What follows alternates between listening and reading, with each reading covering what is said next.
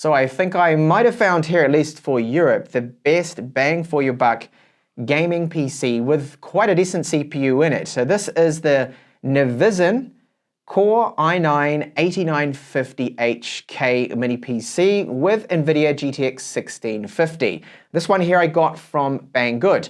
Now it comes with 16 gigabytes of RAM. It has 256 gigabytes of SSD storage, wireless AC, everything we need to get going, and it costs just 470 euros at the time of this video with a coupon, approximately 580 or so US dollars. And as you see in this in-depth review, the performance is very, very good for the price.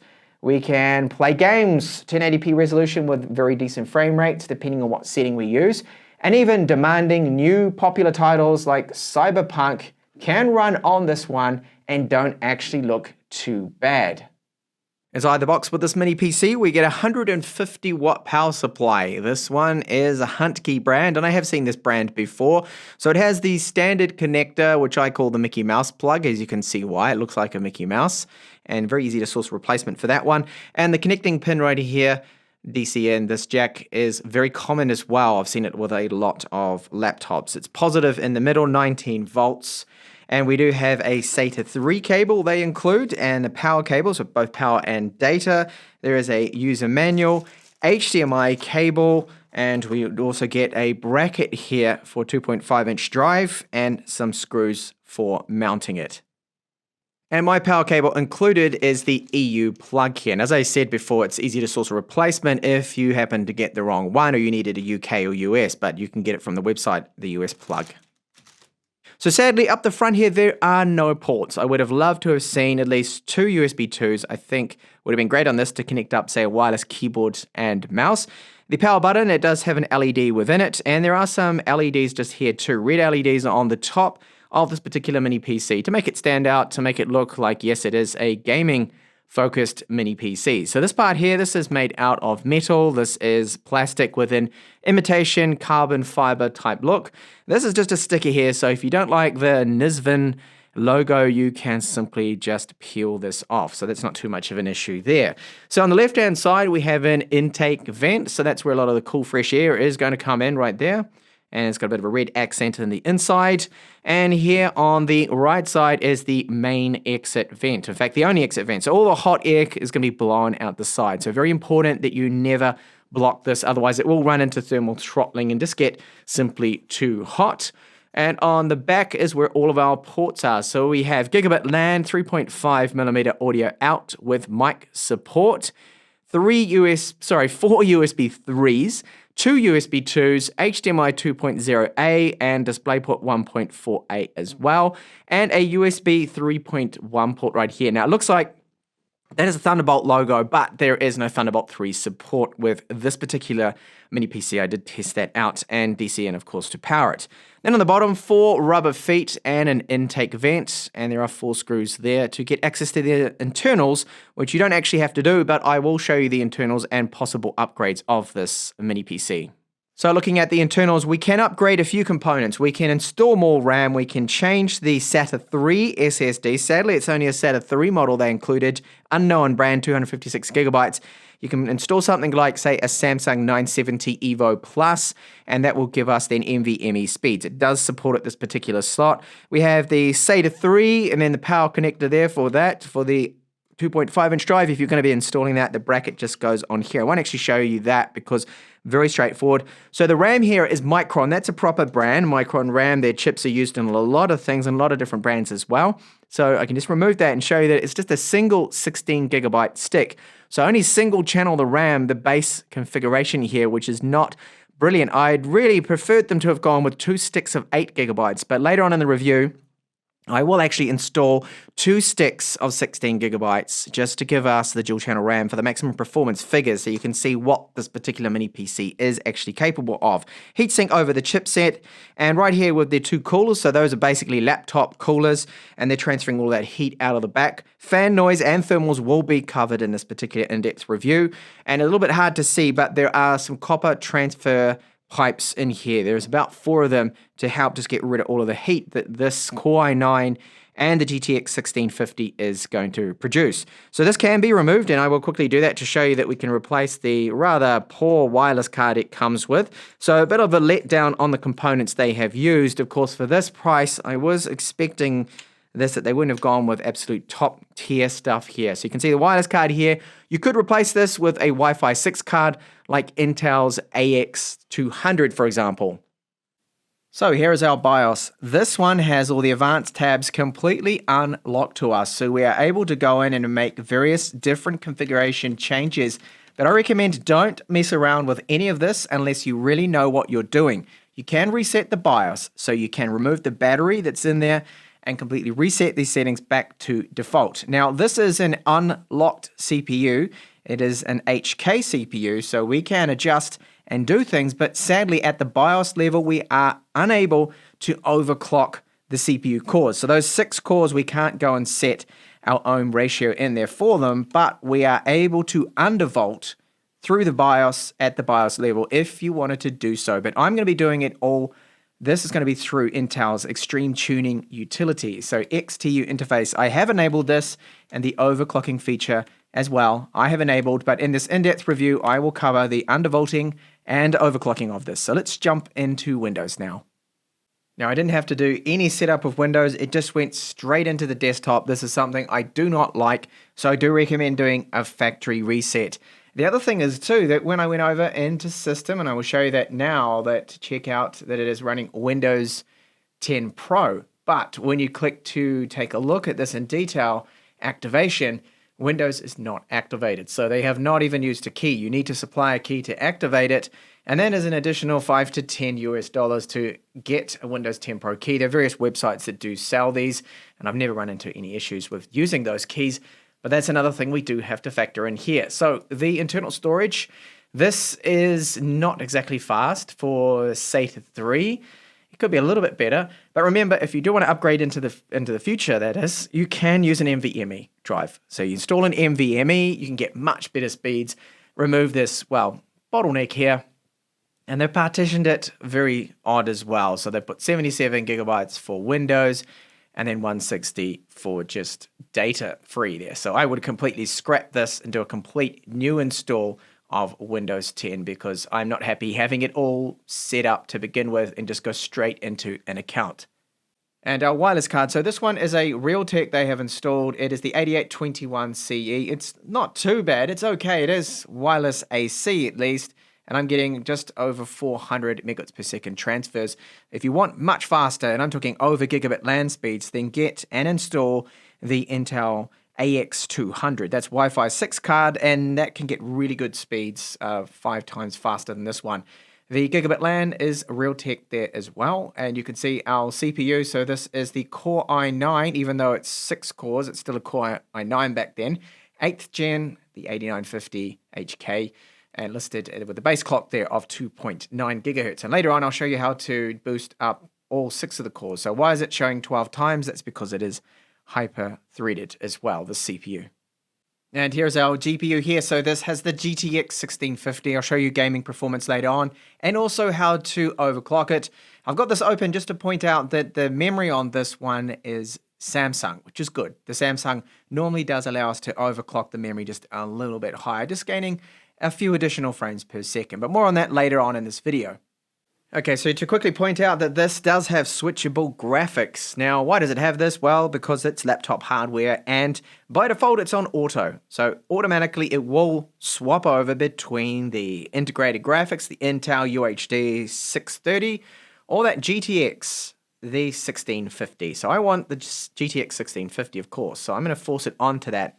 But if you want to keep your power consumption down, and just have it lower wattage at the wall, then of course use auto. But I'm going to keep it on that for the highest performance. So all of the benchmarks I'm about to show you were run with nothing running in the background. There are a couple of things in the background now just for the purposes of this video. So what about a few benchmarks? So Cinebench R20. We're getting a decent score. This is not actually that bad. It's not too far off the 9750H. Now that CPU I've actually reviewed in one of these very, very similar mini PCs, and they're about the same in terms of performance, but the price, no. Okay, the price, there is a big difference because If it's a 9th gen or a 10th gen, companies will charge you more, even though the 8th gen, this particular chip, is about the same performance as the 6-core 10th gens. Same architecture, same 14 nanometers. You know the story, Intel has not really changed for so long. But you can really boost the performance, and that is overclocking and undervolting, which I'll get onto. So here I've taken the score, as you saw before, from 2,414 to now 2,734. Big jump. That brings our performance up to a very, very decent and good Ryzen 7 4700U level. Almost there. I could probably actually go a little bit higher too with this, but it's all about finding stability really with this. So using Intel's Extreme Tuning utility, you can also use the BIOS to do this, is undervolt. So I've undervolted with my chip. This will vary from chip to chip. Remember this. 0.140, okay? That is negative. So that is the undervolt that I am doing. That allows the thermals to be a little bit better and we don't run into any thermal throttling. But we shouldn't run into any thermal throttling anyway. However, we do run into power limit throttling a lot. So that's why I have increased our power boost max here, which is the power limit 1 to 85.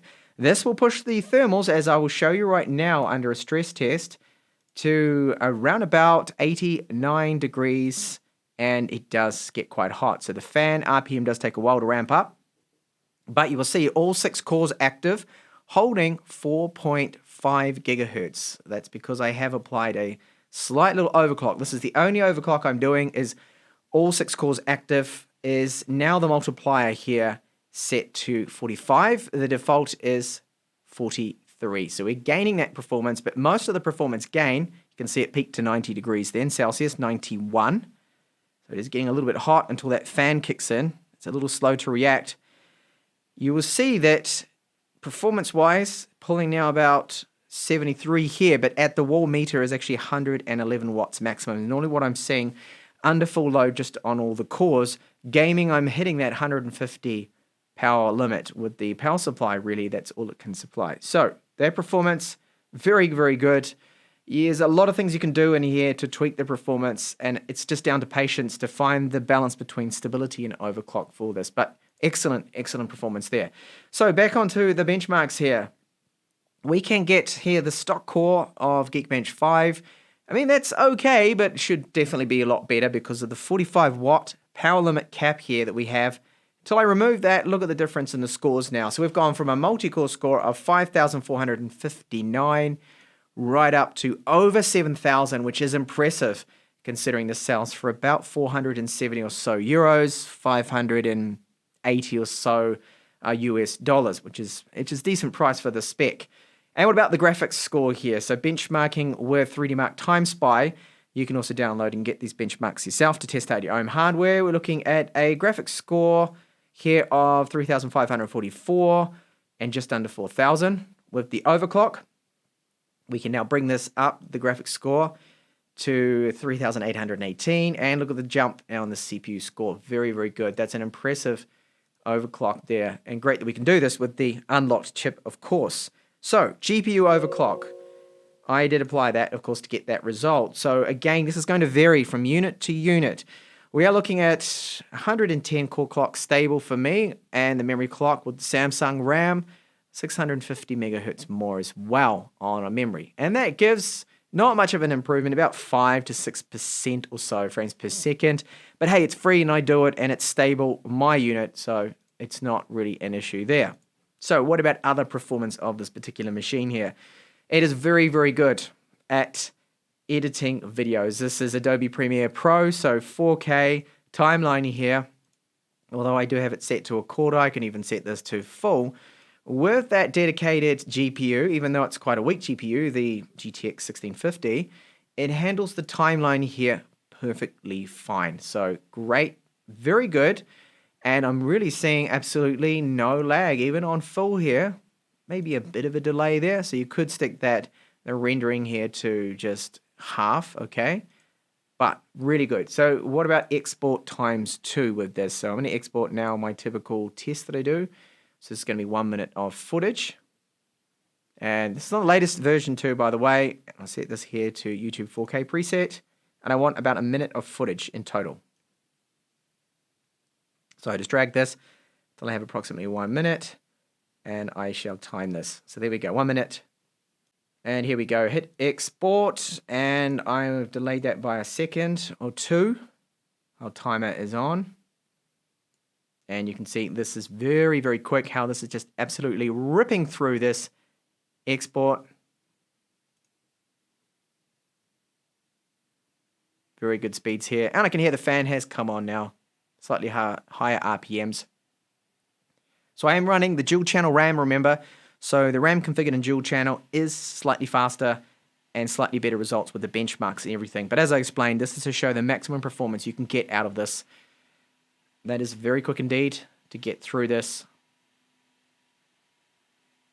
with the hardware acceleration, of course. So it looks like 1 minute of 4K encoding is going to take approximately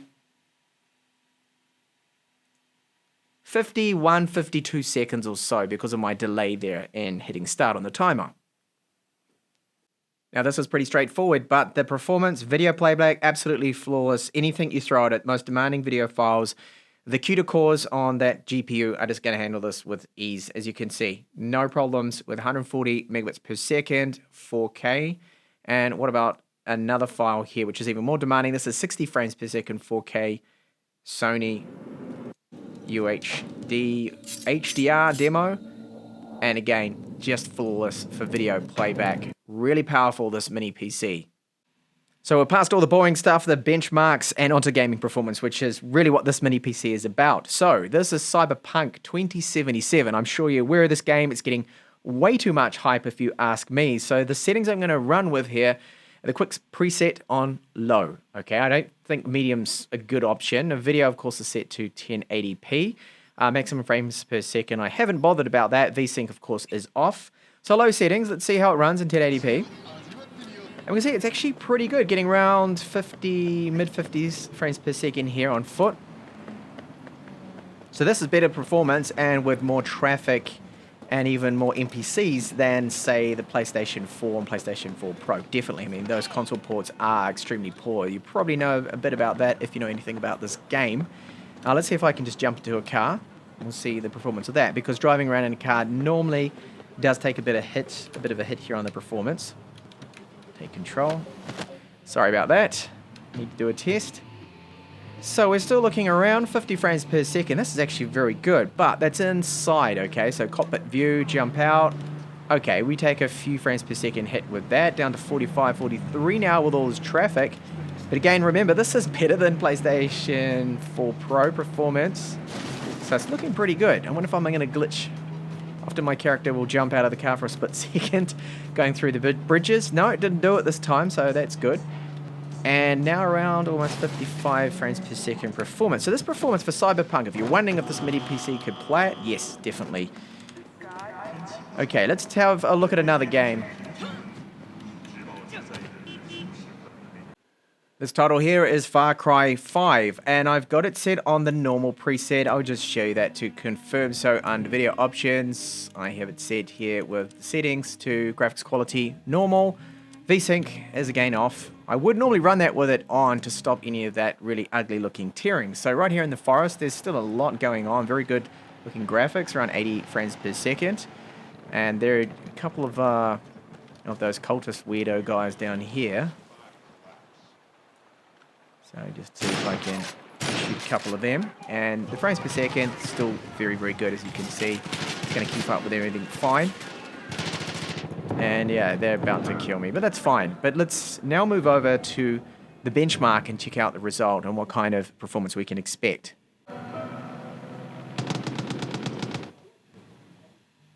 And that posted an average of 76 frames per second, well above 60. So that's perfect. Perfect for gaming. Far Cry 5 runs really good on this mini PC. The Witcher 3, The Wild Hunt. This one, I have it on 1080p at the medium preset. And look how well this runs. It really has surprised me. So in the city, which does have a lot to render, running really good. Over 100 frames per second. This is excellent, and I'll just go to the busy port area where I like to test this one out. Often can cause a few frame dips, but no, nothing. This is running really well on medium, so let's just go and step that up to, I think, even high. High would probably be fine. So I put this onto the high preset. I don't think ultra would be probably a little bit too demanding for this particular low-end GPU. And even on high, so high we're getting into the 70s. So I think high is a sweet spot if you want the decent looking visuals and still be over 60 frames per second. So The Witcher 3 is another title that with this hardware is running really well. So great so far for gaming, this one, considering the price of it, of course. And this last title is Grand Theft Auto 5 on basically maximum settings. Still looking and running very, very good here. So the GTX 1650, even though it's not exactly a great GPU for a dedicated GPU, over 100 frames per second the entire time here. And that is looking great on the maximum settings. See if I can get airborne here a little bit. No, not really that much. And I just jump out of the car too as well. Show you that performance. So that's excellent. Really, really good. This is kind of what you'd expect anyway. For an older title like GTA 5 isn't exactly that demanding anymore. Unlike, of course, Cyberpunk, which I showed you to start with. That game is very poorly optimized. So let's have a look now at our thermals. And what about the fan noise and power usage at the wall too, the consumption. Alright, so the CPU, because I have increased the power limit really high, in fact I should probably set it to something a little bit lower. We did see core number 5 hit 91 degrees. I've also seen it hit 93 as well, so that's probably, it's a little bit too hot. My ambient temperatures currently with some heating on are about approximately 23 degrees Celsius.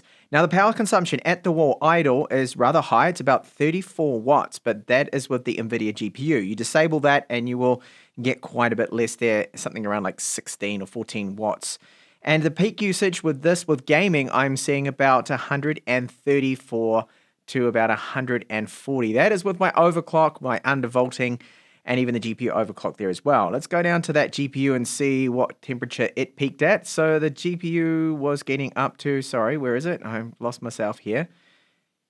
67. Okay, so that's good. So the GPU is fine. It seems that those copper transfer pipes, they are separated from the GPU to the CPU, or at least where it is connected is not affecting it. And the fan noise, well, I'll give you a sample now at 100%. It's normally not that loud, but at 100%, yes, it's like a gaming laptop. Quite loud, gets up to about 42 decibels.